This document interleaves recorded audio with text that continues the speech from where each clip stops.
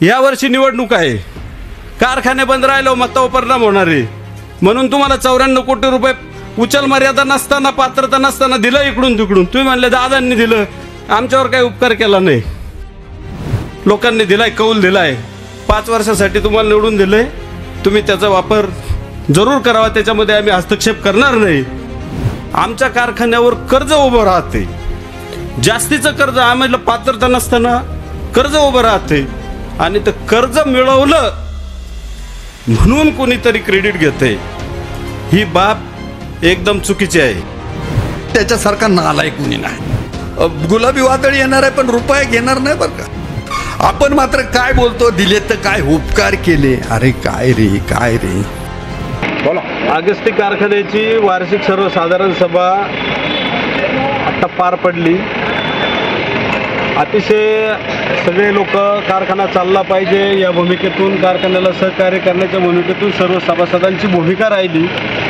त्या दृष्टीनं कारखाना चांगला चालावा यासाठीच्या सूचना करण्याव्यतिरिक्त कोणी काहीही त्यामध्ये वावगं बोललं नाही.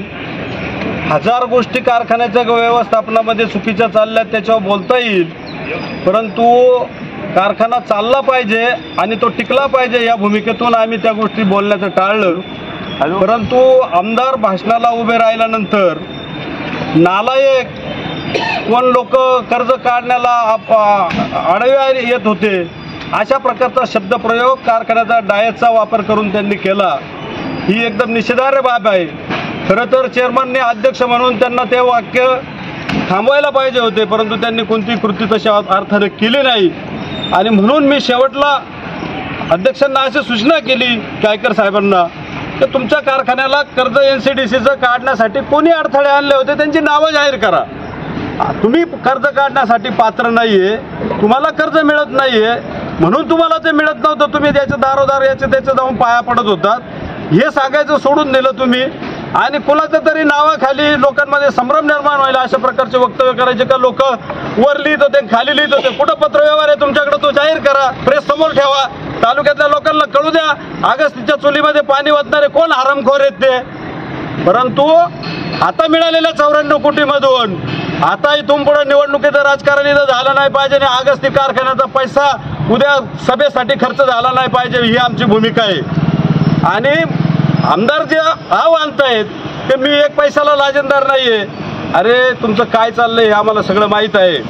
कारखान्याचा डायस वापरून तुम्ही सभासदांचा उपमर्द करणार असला तर आम्ही त्याचा जाहीर निषेध करतो. आणि कारखान्यामध्ये खरोखर जर कोणी कर्ज काढायला अडथळा निर्माण केला असेल, चेअरमन साहेबांनी आमदार साहेबांना आव्हाने त्यांचे नावं जाहीर करा.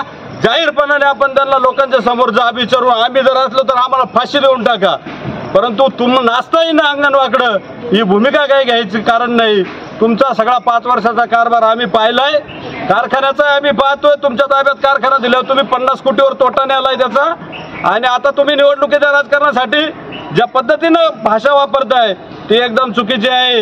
याला आम्ही जशाच तसं उत्तर देऊन या तालुक्यातली जनता, या मतदारसंघातली जनता पुढच्या 1-2 महिन्यामध्ये या बाबीचा जाब तुम्हाला विचारेल आणि त्याचा धडा शिकवेल हे निक्षूनपणाने सांगतो. आणि नेते मंडळी आली होती, अगदी शांततेमध्ये आजची सभा पार पडत होती. सगळ्यांनी आपापले सल्ले दिले, उपाययोजना सांगितल्या. प्रत्येकाची भावना हीच होती का हा कारखाना वाचला पाहिजे, टिकला पाहिजे. शेतकरी समृद्धी पॅनल करून आम्ही हा कारखाना लढलो, जिंकलो. परंतु मध्यंतरी आपल्याला माहिती आहे कारखाना प्रचंड अडचणीत होता. त्यानंतर केंद्र सरकार NCDC सारखं कारखान्यांना मदत करायला सुरुवात केली. आपला कारखानाही त्यामध्ये यादीत होता, आपल्याला कारखान्याला कर्ज उपलब्ध झाले. परंतु सभा चालू असताना जाणीवपूर्वक कोणीतरी यायचं आणि असा संभ्रम तयार करून द्यायचा का जाणीवपूर्वक या तालुक्यातील 1 व्यक्ती 2 व्यक्ती कोणीतरी विरोध करत होता. खरं तर या तालुक्यातील कोणत्याच व्यक्तीने NCDC साठी विरोध केला नाही. मग ते पिचड साहेब देखील असेल, त्यांच्या पत्रांनी हे कर्ज मिळालं, त्याची बातमी देखील मी पेपरमध्ये वाचली. आज पिचड साहेबांनी विरोधी पॅनलमधून राहिले, परंतु त्यांनी कधी दुजाभाऊ या कारखान्यासाठी केला नाही. प्रामाणिकपणे त्यांनी NCDC साठी प्रयत्न केले, कर्ज मिळवून दिलं, परंतु जाणीवपूर्वक सभा चालू असताना वातावरण दूषित करायचं, लोकांना नालायक म्हणायचं आणि असं वातावरण करायचं का कोणीतरी विरोध केला.